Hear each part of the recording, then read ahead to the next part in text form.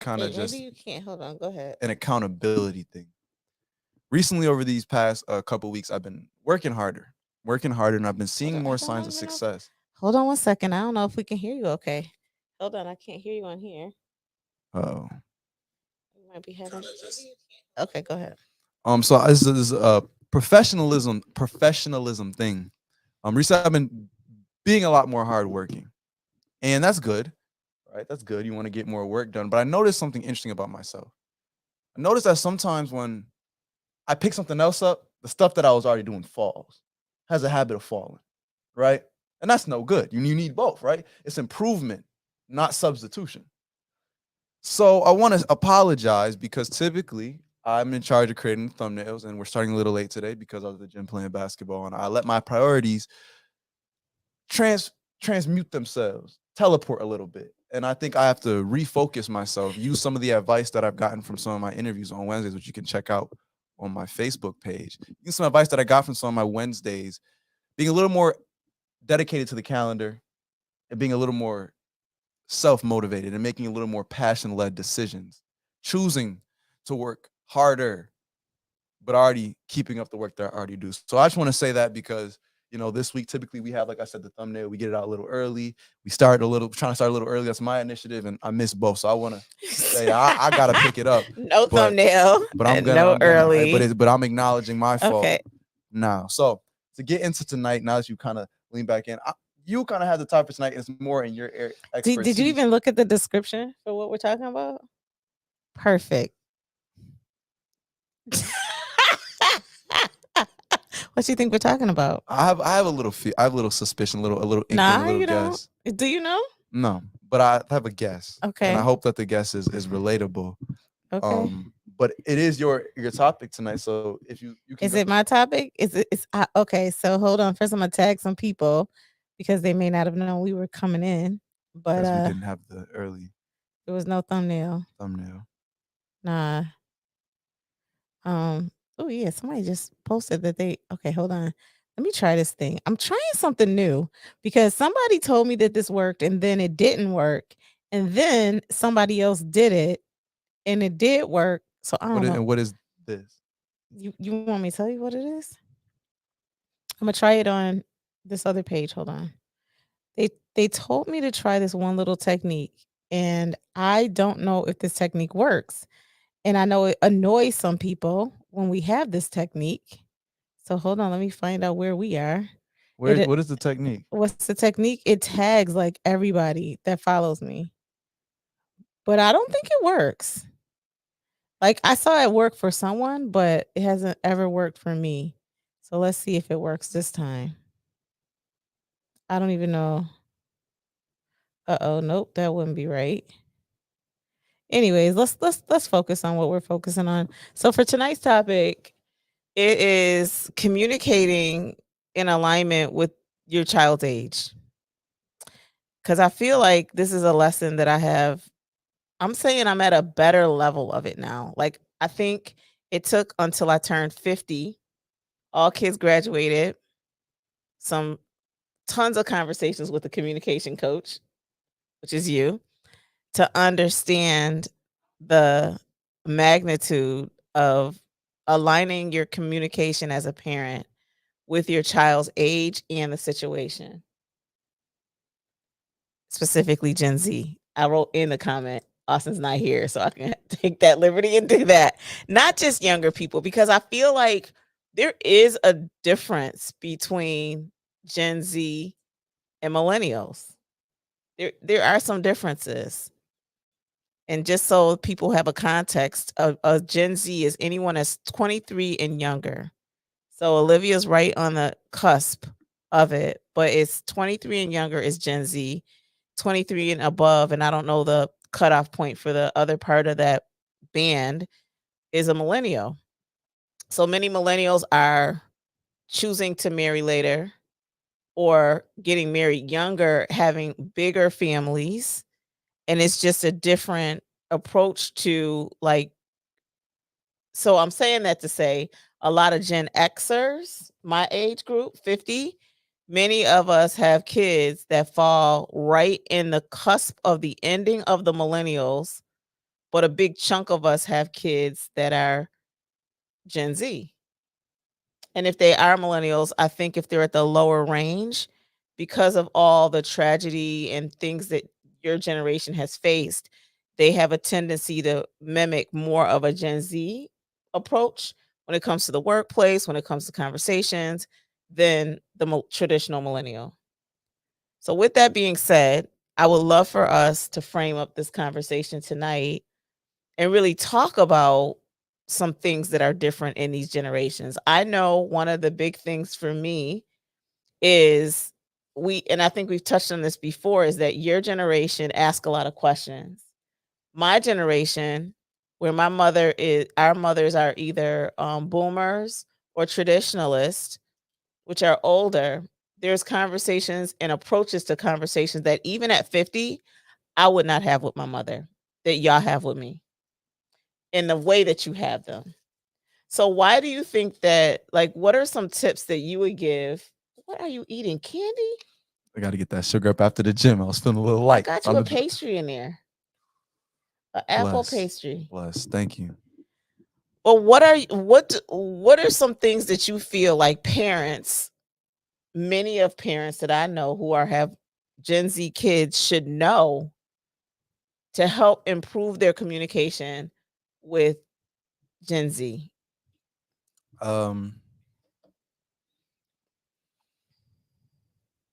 I think to that point, my first thing I would say to any parent, and I know that most parents know this on their own, is that Gen Z is a broad spectrum.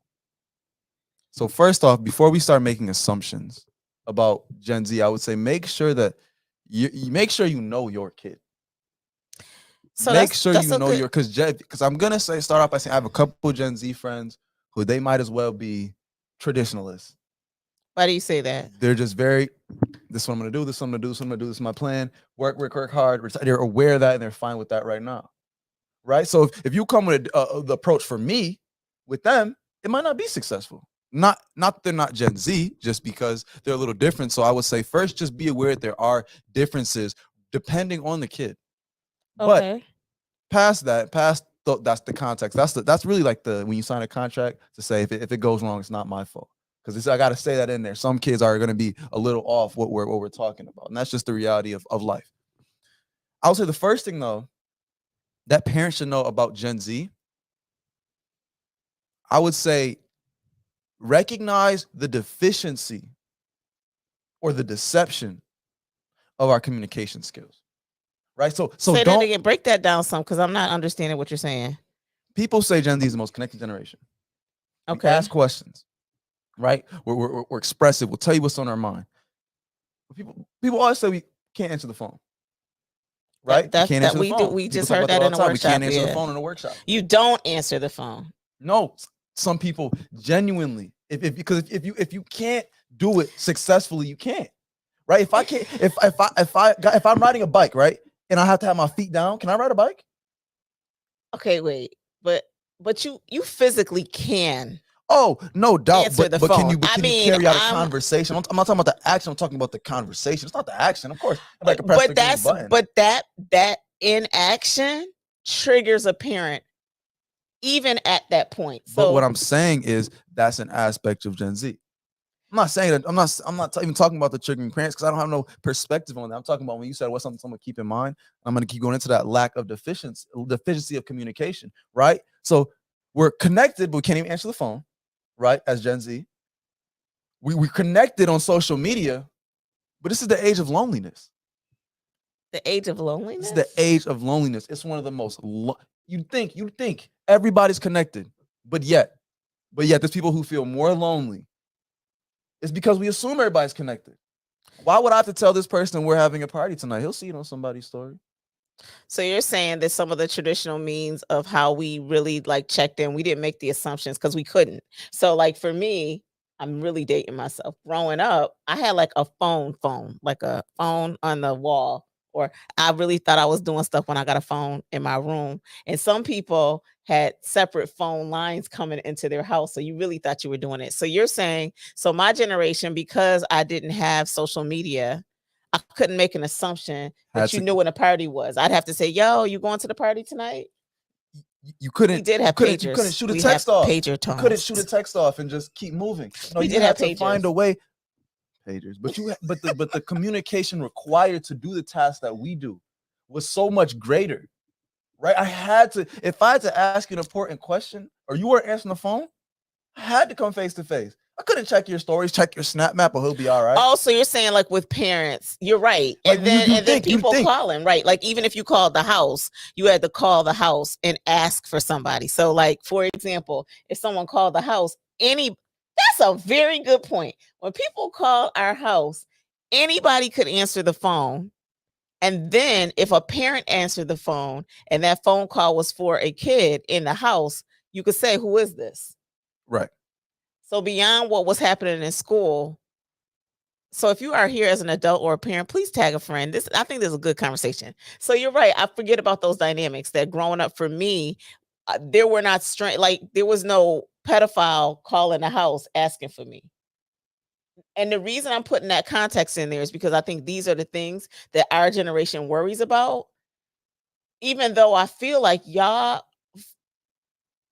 generation, not millennials, where the stuff was newer and people were naive, I think that y'all are more in tune to like scanning out the creepies. That's what I was also gonna say. I was gonna say my second point. I would say because even though we are lonely, and I talk about this all the time, what changed? We don't have newspapers no more. There So- are newspapers. Hear me out. We don't do the newspaper anymore. So I'm not just hearing about the stuff's happening in my town. Man, I'm scared of trains. You heard what happened in Ohio?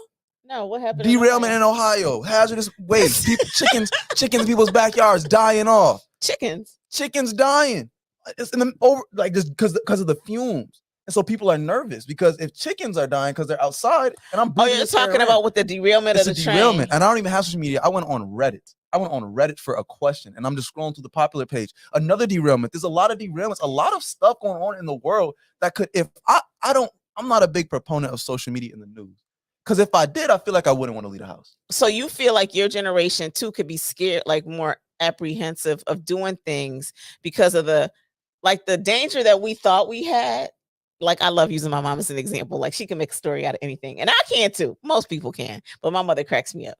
So you're saying, but you almost have like a validated, somebody's vetting that assumption because there's something on the social media, or if you Google something, it could make it worse than what it even is. So for example, when I grew up, we really did drink out of the water hose. Copper, all that.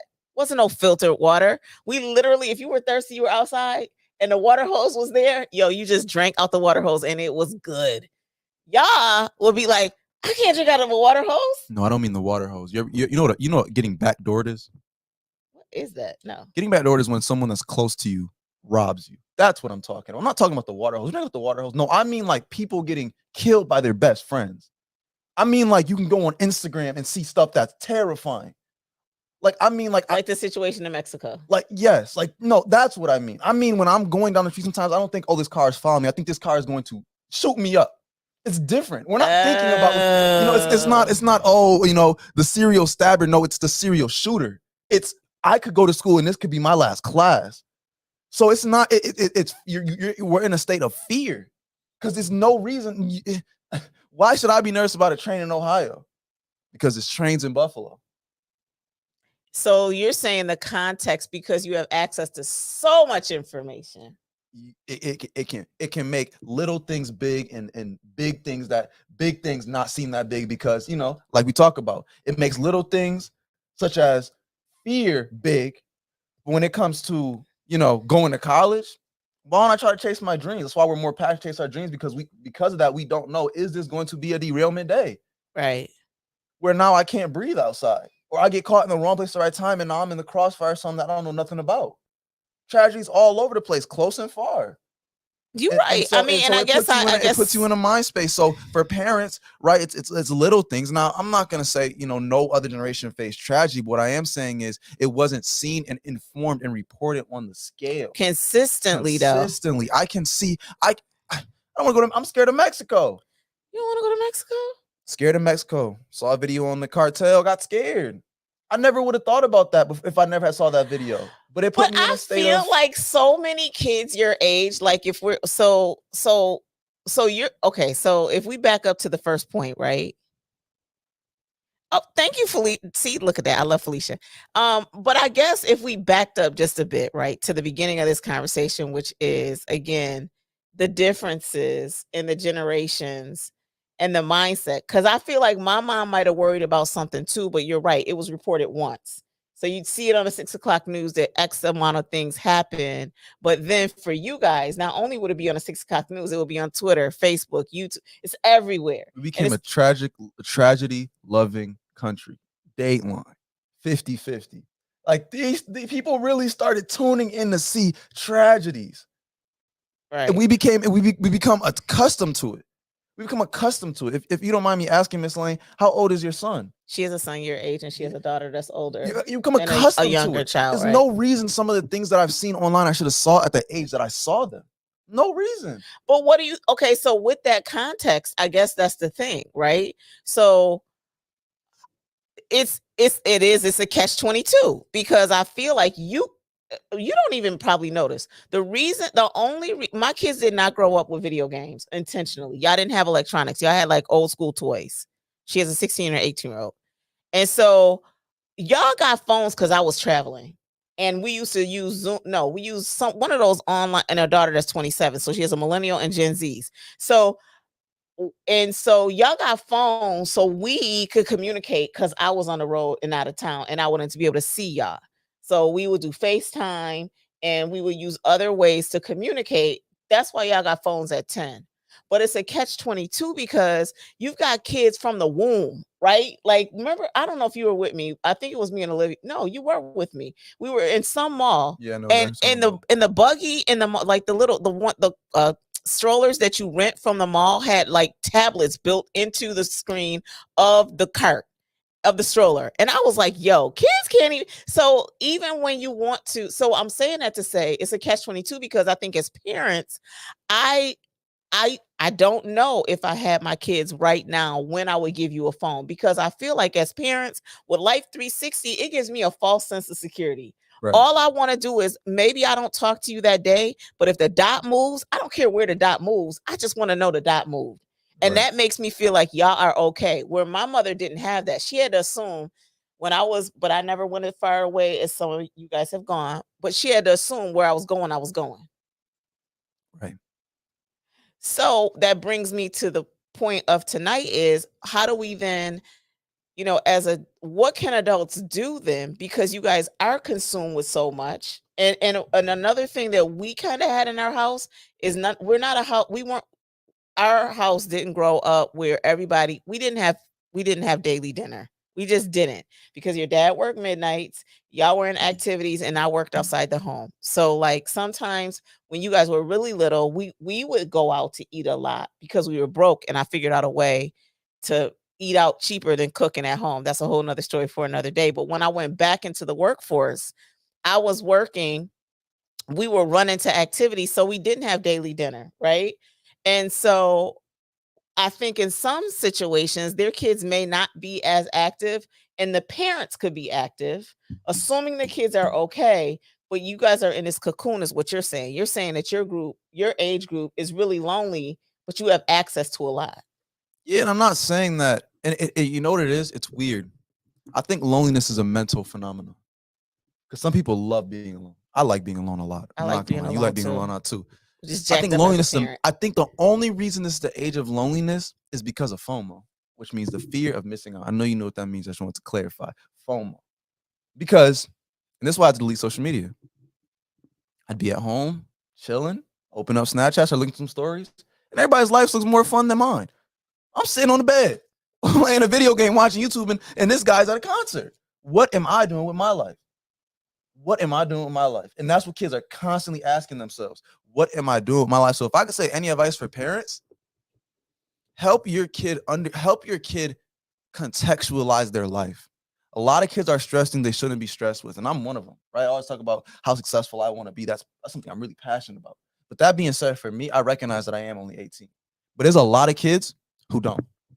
They don't recognize they're only 18. They don't recognize they're only 18. And because they're trying to do above 18 things, they act above 18. And I think as parents who are connected to their kids, I'm gonna say me, and what the conflict and the breakdown for us when I was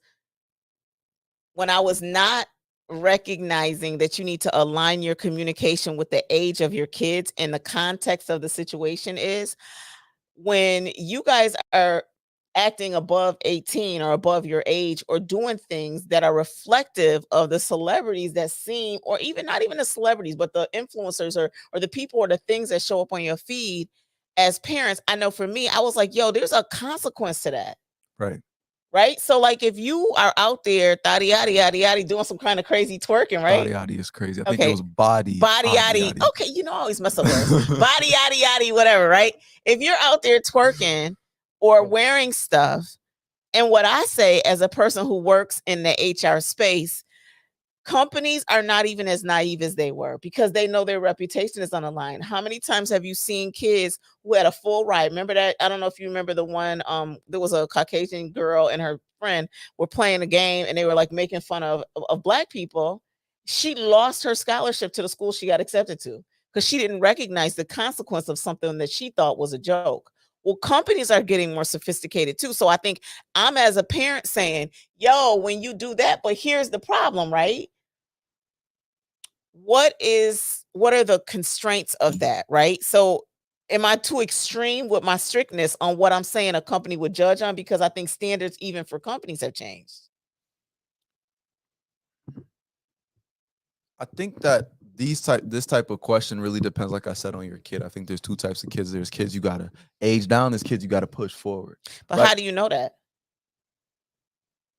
You know by what they're showing you. If every time your kid is doing just enough, you're gonna have to probably push them a little harder. But if that kid is doing too much, and when I mean too much, what is too much, right? Like we said, acting above your age, wearing things you probably don't need to be wearing, saying things you probably need to be saying, going places you probably need to be going, right? Or that I know you can't handle. That's when you say, hey, look, you're only this age. And that sounds terrible, but let me tell you what this age entails and what you should be focusing on. For me. But isn't that easier said than done? Because then, and I just been ear hustling with a lot of when you were having those conversations with your friends, because then as parents, again, trying to align your communication, and any parent or kid that's watching this, put your comments in when we're talking because we want to hear y'all too. Like, I think the catch-22 is then if the parent is asking too many questions, like, let me tell you another thing I think is crazy about this. Not crazy. Let me reuse different words because words matter. What I think is so interesting is if a parent is asking too many questions, then y'all get on this respect my stuff. And it feels like with this generation, this is the first time where I feel like parents to stay connected have to flex more to stay connected with their kid. Whereas when I grew up, it's not that my mother didn't flex. She didn't. She established an expectation and I submitted to that. And I'm not even saying that's right because I think that leads into some other things as an adult that you kind of struggle with when you're constantly, especially in our culture. I think our culture was really stricter. You know, as African Americans, we had some certain things in our houses, but I think that as our This generation, I find more parents flexing so they stay connected. Hey, Sam, thanks for joining. That's true. And if I could touch on just on with what Miss Hutchins said, and that's what I'm kind of talking about. Remember, we talked in the podcast about you ultimately are the sale for your dreams. A lot of dreams, and here's how you know. And here's how you know based on the kid. You ask them the second question. Because it's not just goals, it's goals and plans. Because I remember what I used to do when I was younger. All I did was throw out goals. What do you want to be when you get older? Engineer. Any plans to do there? No. I threw out goals to appease, and I have some friends like that. Do you think kids know how to do that? But it's not about if they know; it's about if they have the willingness to learn. That's what I've noticed, and when you can notice that with anybody, when they want to, they will. Right? Remember when I was a kid? I'm not gonna lie to you guys. Not the most hardworking I haven't always been the most hardworking, as we're seeing now. But that being said, when I wanted something, I would reframe that. This is the way I'm saying it right here. It wasn't that you weren't hardworking. The school environment that you were in didn't challenge you enough, and that's why I even had to pull you out of that school, because I would have went to jail. To jail. Well, looking at outside of school, I'm talking about my extracurriculars, my business, my entrepreneurial enterprises. Okay, that's fair, right? Enterprise with the air quotes. Enterprises. I didn't work hard in those, and so if you honestly had asked me something, remember you used to ask me follow-up questions, it was probably very clear to you that I really wasn't doing what my words were conveying. When you ask them, and I've seen you do it with my friends, right? Friends that on paper their plans sound good, but then what happens? You ask them the follow-up question, the plan falls apart. That kid doesn't really want, because if they really want, it's not that they don't want it. I don't think they often. I think so. Okay, so I'm just gonna say, because I know Samantha, I know Sam, and I know Felicia, right? And the type of parents they are, they instill that whole twofold, right? The goal and the plan.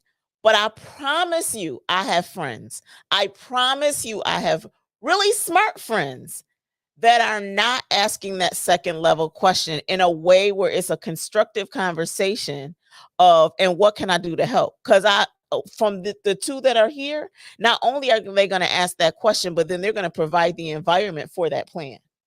So even for some of my friends who ask the question and say the goal and the plan, I don't know that they're providing the support for the plan to happen.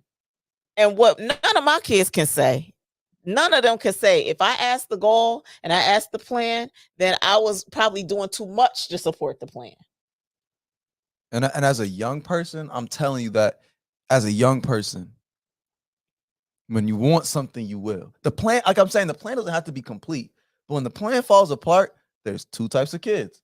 If you want it, you're gonna ask, how do I get the plan to work? She did say that. She said, if you want it, you're gonna ask how to. Because let's get into it. Let's get into it. When I wanted to play basketball, I will find a way to the Y, right? Sure. I'll find a way to the Y. Am I in the NBA right now? No, but I'll find a way to the Y. I'll find a way to the Y. I know a lot of friends. When they want it, they'll make a call. You told me you help me get to think this way. When they want it, they'll figure it out. So to your point, when you ask your kid, what's your plans, and you're breaking it down, and it's not making sense, the difference and thing you're gonna see is, oh, okay, yeah, I should do that. Versus, next day they're asking more. That's the difference. So you just use your context. Parents know, and I was saying, when a kid is saying, this is what I want to do. When they're showing you those flashes of this is what I desire to do. Because you'll see them doing it whether you're there or not, whether you're viewing or not. But then what do you think then with your generation, as a parent, consistently might be hearing stuff from their kid, right? And they can't get them to execution. What do you do if you can't get to execution? I think you got to then go to why can't we execute? Because there's a lot of reasons why we can't execute. Okay. And I know for me, it is, Ms. Hutchins, it does. Some people definitely take longer than others. And I'll say for me, when we're talking about figuring people out, even within that, for me, my barrier to execute was a fear of failure. That was my thing. I feel like, and I think that's a trait, not just with kids, but I'm saying from a parent, right? How do you get beyond that layer for them to recognize what that thing is that's blocking them, right? Because I know a perfect example, and it took time, but we're here now. We weren't before. Like with Monique, right? I would be like, Monique, you're a graphic artist. Can you do blank? And if I ask it was like, she ain't trying to do it now. But you're right. When she needed some money, she like, yo, you got some work for me. And I know what I would say. You know what I would say. And this is what I'm working on. This is genuinely pretty much what I want to. Why I do what I do. My perspective. What parents miss when kids don't execute is you're not finding a way to connect it to them. Because let's say what you said back in your generation, do this was an order. But if you're talking about where's your goals and plans and how do we get you there, it's got to connect. It's got so what you say, can you help me do this graphic design? And it sounds so terrible. You got to explain. Sometimes you got to explain what's in it for them. If you want someone to execute, what do we always talk about? People do what they find value for. We had a conversation. If you told me about there was that. an action right now that could make me $1 million, you couldn't stop me. Couldn't stop me, no matter what time.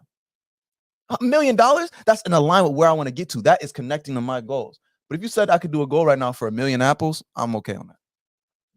And you know, and you are right, because the thing is, so then this summer we had a family meeting, right? And you're right, because the family meeting was y'all all share with me, because I'm like, I got the dream team of resources within my kids. Like, I got a salesperson, I got a administrative person, I got a graphic design person. You don't need nothing more than that as a business owner. But one of the things that y'all shared with me, and I thought it was dope, and I saw it in action, was you have to tell us that you need us. It can't just be like a nag. Like, I would like to. It's like, I need you, and here is why. You're right. Because when I was doing that one, it was an event that I was putting together, and I was drowning, and I couldn't do the graphics. And I'm like, yo, like, I need these like within 10 minutes. She said, stay on the phone. And she did them. And she got them to me. And I was like, oh my gosh, worse. So you're right. And I think that's hard though, right? Because I think as parents, this is a good point. It then almost puts a parent in a place of vulnerability, because now the role is switched. Like, I have to come to y'all, and I get a better response when I'm like, you said this, you love me, right? Like, I know my kids love me. I know my husband loves me. So I have to put the ask in the context of, I need you. And like, I need you to do me a solid. Right. Like, you have to explain to us the context. No, this is serious. I rarely hang around with a lot of guy friends. I'm yet to find a guy friend that wouldn't go head over heels for his mom, as we say, for his dukes. Right. I go to Dukes, war. like mom dukes? I don't even know. It is. It's mom dukes. See how slang? See, and then I just turned it down to dukes, and I just say it confidently, and nobody has ever checked me on it till today. I just say it confidently, and nobody says anything about it. Because that's the old school one. To that point, go head over heels for their moms. But if we don't know you need us, what I'm not gonna do is work when I'm not needed. Dude, but the thing, okay, but see, and this. Okay, for those parents who are watching with me right now or catching this on a replay, I think the point for me and for most of my female friends that are moms, we wouldn't ask if we didn't need it. Now, granted, times we go into the pileup, right? We'll go into the pileup, and it may sound like want.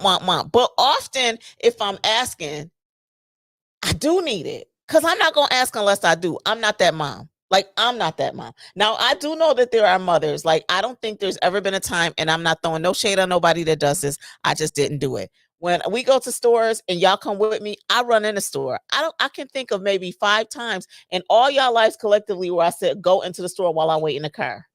Okay, I know where you was going. I was gonna say, I will send you to the store right now as a driver. But if we went together when you were younger, I would be like, just ride with me, and I would go into the store. And I'm not saying that's right, y'all. Maybe I should have did that, but I didn't. But I have friends, they will drive and be like, well, that kid can go in the store and get that, because it's going to teach them some life lessons, which then led to, I remember some of y'all saying how hard it was to go in the store by yourself, where other parents, their kids don't have that fear because they did it growing up. So they weren't scared to go to the store by themselves. And this is the difference. Go in the store and get these groceries versus, you want this for dinner? Yeah. Could you go in there and get it for me? I'm a little tired. Yeah, I got you. Just go in there and get it. Just like that. Like, to your point, I guess what many parents may say is, why should I have to? That's my point. Why should I have to contextualize it? If my mother would have said to me, like, let me date myself even more. If my mom was making mashed potatoes, right? Y'all don't even have these things anymore. At the beginning of our subdivision, which was probably a mile, there was a milk machine. like literally a machine just sitting in the fields. It sounds so weird and random right now, but it would be a milk machine sitting there, and she'd be like, "I need some milk," and guess what I would do? Get on that bike because I couldn't walk. That would take too long. Get on my bike, go get the milk, and come back. It was never a "why do you need milk?" or I could see her cook, whether she was cooking dinner or just wanted to have a bowl of cereal, or heck, she just wanted some milk. There would be no questions.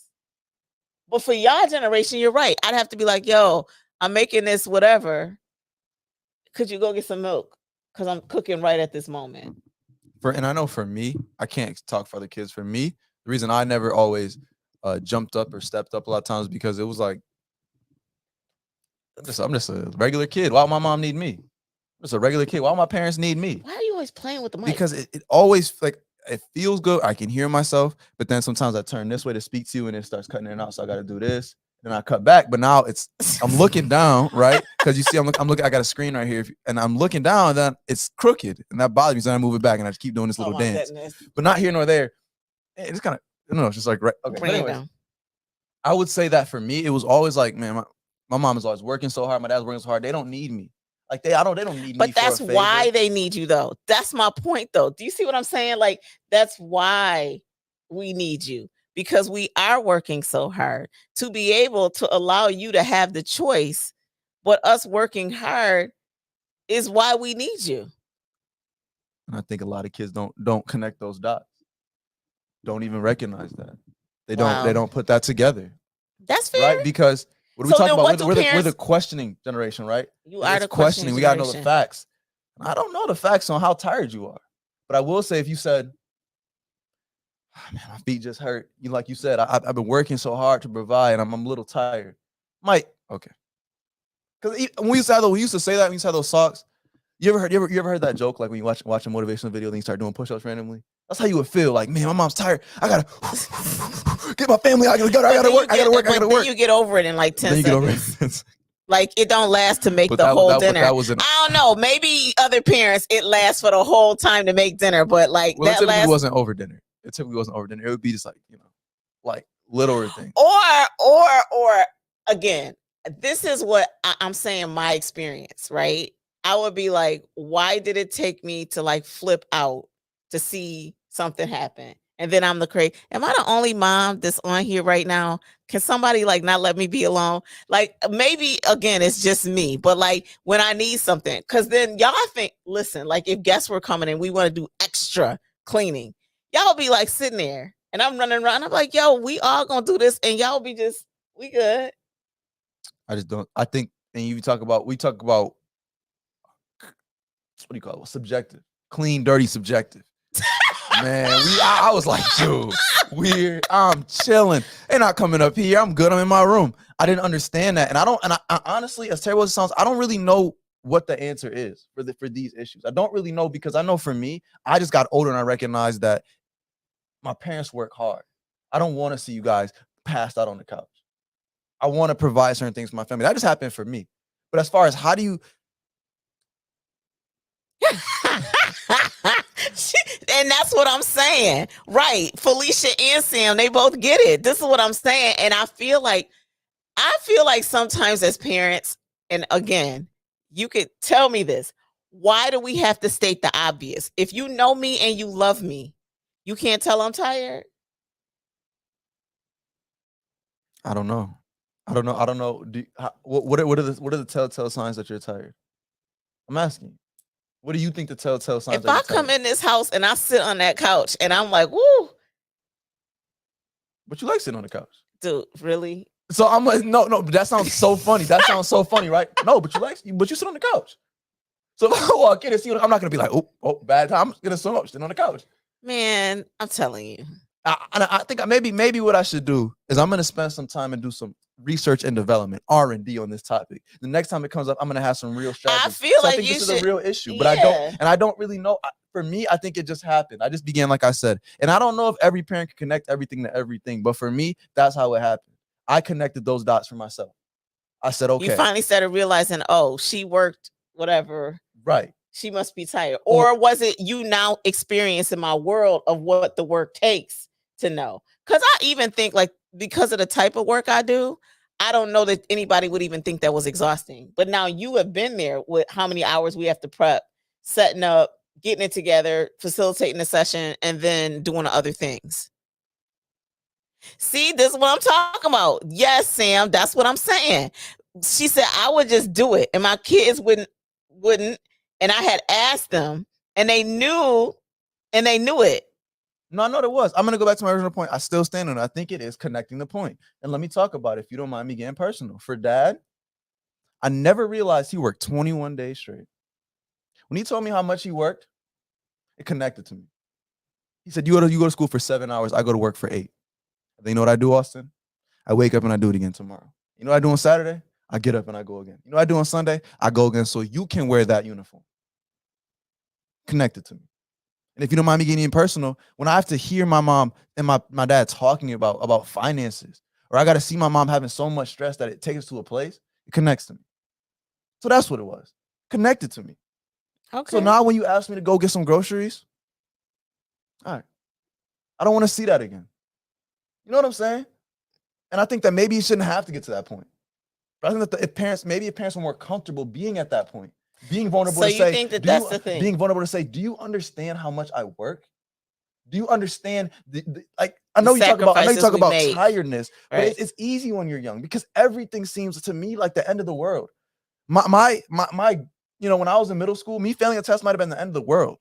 But when I got older and I recognized the reality and I started getting experience with those contexts and people started showing me what it really is and it started connecting a little closer, it started hitting me a little different. Yeah. So I don't know how you connect, you know, sweeping the floor with loving me or whatever. And I would really highly advise, I want to say this, highly advise against ultimatums. Don't begin go to the store if you love me. I wouldn't do that. Well, and that's the thing. So, and Sam, you bringing up a good point too, because I was saying sacrifice, but she's saying like, so for her family, they made a decision that she would work in a home. And the reason I say work in a home is because ain't no vacation and no time off when you're that stay-at-home mom, where I think is very devalued, by the way, very devalued. Because there's a level, I think, of expectation when you make that decision of I'm going to come out of corporate and I'm going to stay and work in the home. If you have that option, because some parents don't have that option, right? And so she says, but dad works for that. And it's just, and we didn't, and we still don't have money trees and kept it real because we explained it. And I will say, Sam, I did not do a good job with that. I think because your dad would always be like, we can't afford that. And I'm like, we'll make a way. Because in my head, and this is where, and I hate to bring religion into this, but this is where like you can like mess yourself up, because I know there's a scripture that says, you know, life and death is in the power of the tongue. So I don't want to put that out there and say we can't afford it. But reality is, in my brain, I would be like, well, I'll just figure out how to make it. Like right now, I want a trip with everybody. And I'm like, okay, I know how much money I need to make. I'm believing God for that contract so I can go get that trip. And when you act like a superhero, we believe you're a superhero.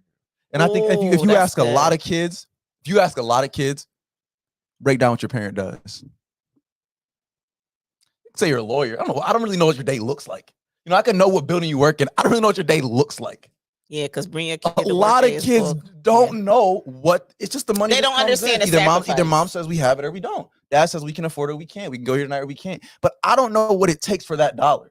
Like I don't know what it takes for that dollar. That's fair. And like I said, when that connected to me, and then you connected that to the family, and like we said, and going back to the way beginning, you got to know what connects to your kid. Like family isn't and this sounds so terrible. Family isn't everybody's motivation. It's not. That's true. There's some families people don't want to be a part of. Or there's some people just don't, to them, family, because they haven't maybe experienced a loss or they don't recognize the value of family as that's not their motivator. And even though that's wrong, I don't think we want to rush people into experiencing. Like so maybe that's just where they are right now and they won't understand that. But I think as a parent, recognizing that and then figuring out what makes my kid go. For me, even when I was younger, though, I still always had a love for family. Right. Always. That's always been present. And I have some friends who aren't. I have a friend who was motivated fully by money. So if I was his mom, I'll give you $1. I'll give you $1. because you're gonna do it. Or I'll say, do you know what it takes? I can motivate him and connect it to what he wants. I think sometimes the mistake many parents make and kids make as well, because some kids don't even know what they're motivated by, is we assume that everybody's motivated by these good things because, like, family, love, trust. But I'm trying to tell parents, like, you got to see what motivates your kid. It's context. And that's true. She said you can explain that because God does make a way. That's real too. Right. And I feel like there's that balance when there's two parents. So the one is the reality check, like, nah, we can't afford that because blank, blank, blank, blank, blank. Hi, Mr. Stevens. Hey, Christopher. But then I would be like, nothing is impossible for God, right? So where your dad would be the leveler. So I think that is a reason why God like really does like the two parent situation, because it's that balance, when you're like you said, we flip roles. So when you were younger, I was the easy one. Your dad was the strict one. Y'all got a little older. It flipped when he was the easy one and I was the firm one. And now I'm learning in this season, right? This season, we have 3 young adults. So now those decisions are on y'all. And so that's just different. So yeah. So for the context of tonight, thank y'all all who have come. If you're just joining, we would love for you to catch the replay, but we were just having a conversation about like, how can parents have more effective conversations with their kids? And I think the other piece that we kind of skirted on is that whole thing of knowing your kid, like knowing, such a beautiful time for the family. That's funny. Yes. But I think it was this whole, knowing your kid, because I do also feel like a lot of parents are in denial of who their kids really are. So I know this is a tangent because we should be wrapping up, but like I crack up. So for example, I'm not one of those parents who will ever say, not my kid. My kid would never do that. I think my mother told me that my grandmother, my big mom, used to say that. Don't you ever as a parent say, not my kid. Because you gonna look crazy. You're going to look crazy for just believing that you think you know all the things that your kids are doing. Because you don't. But I think as you start to, as God reveals to you who your kids really are, you don't. So for example, I know all of my kids, but it doesn't mean that I have to, because I feel like I also keep some things sacred. Because sometimes if such situations happen, I'm like, that's not my story to tell. That's not my story to share. But I know my kids. So if if somebody said, oh, this kid did this, and I'm like, well, I know that kid. Yup, I believe that. I wouldn't be the kid that says, I think somebody was like, I think it was you. They're like, he was out there cussing. I was like, yep, it was. Like, I'm not gonna be up there saying, oh, she said, been there, done that. Another parent failed. No, I don't do that. Because I'm saying you gonna look crazy. You're gonna look not crazy. Bad word. I know you're all into the words. It's not crazy, but you will be. That will be an ungrounded assessment for you to say, not my kid. Because even now, I know that my kids have done things that I have never done in some situations. But I'm like, as I'm learning, y'all, as an adult, these are y'all lives to live. Right. And if I want to keep the lines of communication open, and I think this is the point that we want to wrap up on. If you want to keep the lines of communication with your kids open at every season in their life, I think you have to understand who they are, really understand whose they are, because we're mere managers, even though we birthed them or, had them together. Whose are they ultimately? And she said, learn that early. I'm like a professional parent now, right? Now that they're all older, right? Now that they're all adults, now we know but I think for the kids, be patient, because I think parents do the best that they can with what they're equipped with. Y'all don't come with manuals. And so that time of discovering and in some of y'all decisions and choices, knowing that there might be a little bit of I don't want to say disappointment, but a different expectation of what you thought. But what I've learned and come to grips with is it's still your life, and my job is to love you. I gotta let God lead you. My job now is just to love you. And all of you, just like God loves me for all of me. And that's a hard thing sometimes, because just like people say, I see something in you that you don't see in you. Parents, going back to what you said earlier, see stuff, or sometimes they see stuff, but then sometimes they live vicariously through their kids. And that's a danger zone too. I feel like for me, it's seeing it, allowing it, and then how do I support that at this season for where y'all are? When you're younger, I think what I wish I would have known as a parent with my kids younger is some of the things that I made major were minor. I think there's a lot of stuff goes on with that right now with a lot of things because again, y'all have so much information. You're a very sexually fluid generation. Hey, You yo. don't like, huh? I said, hey, yo. Y'all don't like labels on stuff. Y'all want to do stuff, but I feel like we put our adult minds on words and perspective, but it's out of context. So I think there's a lot of people that jump to things that are not things to jump to. I thank God for Girls Inc. It prepared me for some stuff. Like when I remember one day, and this is when it was one of the girls, I don't remember if it was Monique or Olivia, and they said, I want to have sex on a piece of paper. I'm like, want to have sex?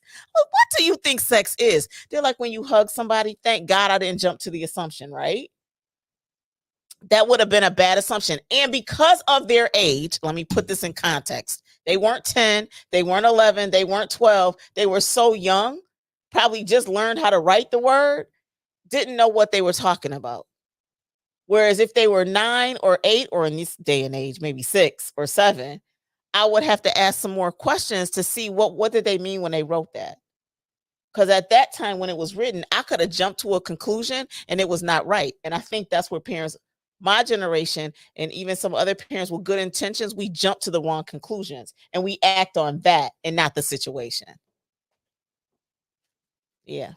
I'm still learning some of that. Your dad is way more lax than I am. He'd be like, they'll figure it out. No doubt.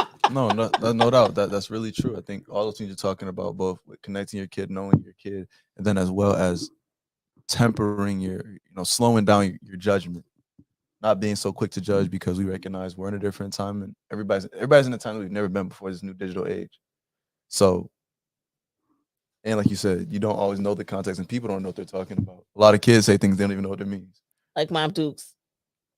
Not like just Mom Dukes. Like I'm kidding. making decisions they just we're not even founded on. But we maybe saw someone do it online or we read about it online and now we feel qualified to speak on it. Stuff like that definitely happens. And as those additional questions, even as a parent asking, what do I do?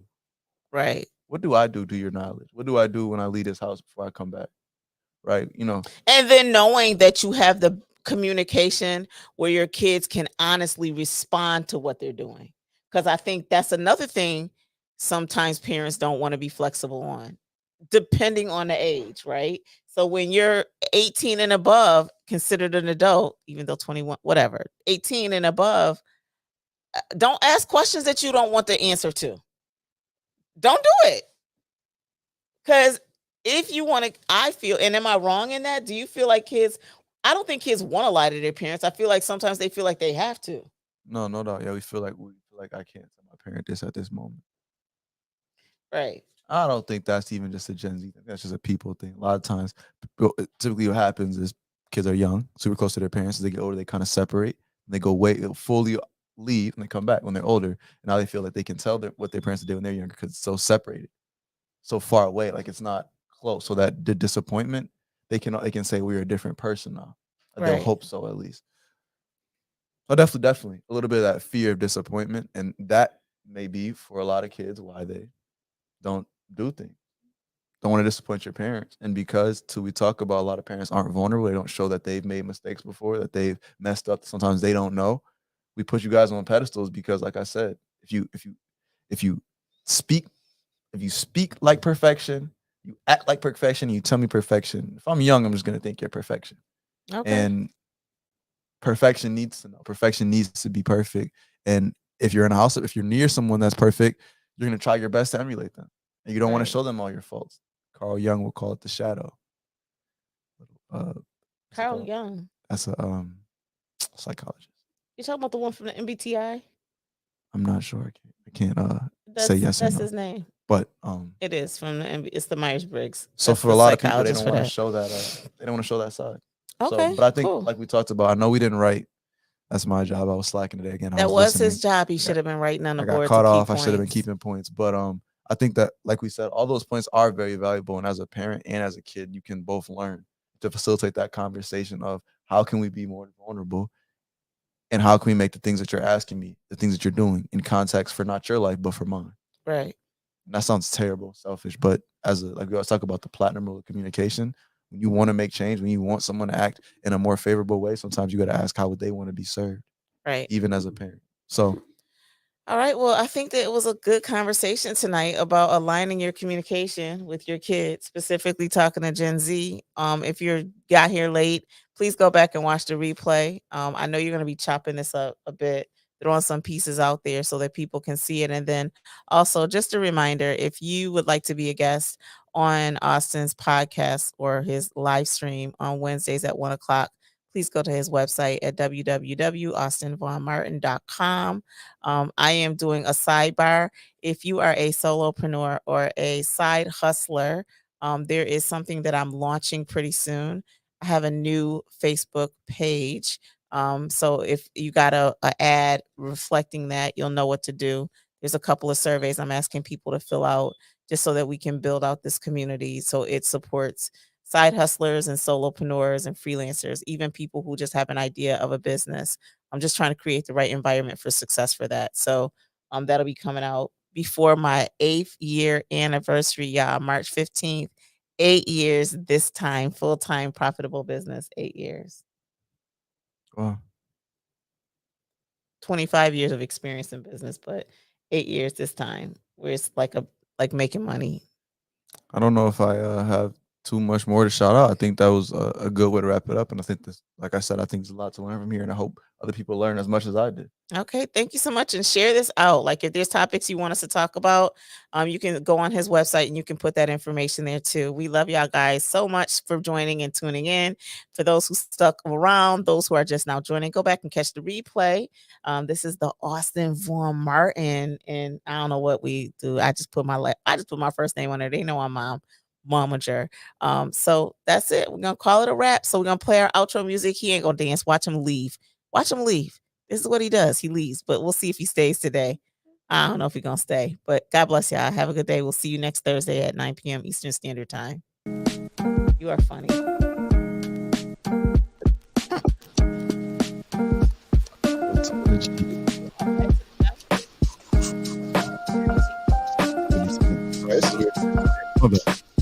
Unity. You're extra today.